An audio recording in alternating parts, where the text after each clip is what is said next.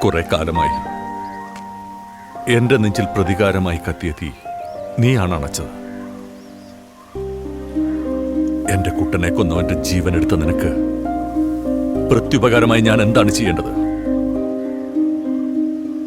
കർണന്റെ മുന്നിൽ ദുര്യോധന നിൽക്കുന്ന പോലെ ഞാൻ നിന്റെ മുന്നിൽ നിൽക്കുക, എന്തും ചോദിക്കാം. എനിക്കെന്റെ വൈകിയ ഒന്ന് കാണണം.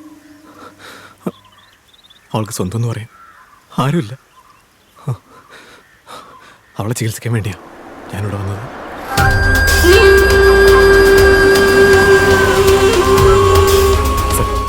സംസാരിക്കാൻ വേത്ത കുട്ടി, അവളൊന്ന് കാണാൻ സമ്മതിക്കണം. No no, time Achu. വാ പോലാം, കം. സർ പ്ലീസ് സർ, കുറച്ച് സമയം. ഇവൻ ആ പെൺകുട്ടി ഒന്ന് കണ്ടോട്ടെ. നീങ്ക ഇതിൽ തലയിട വേണം. ഇവൻ മേർഡർ കേസിൽ അക്യൂസ്ഡ്.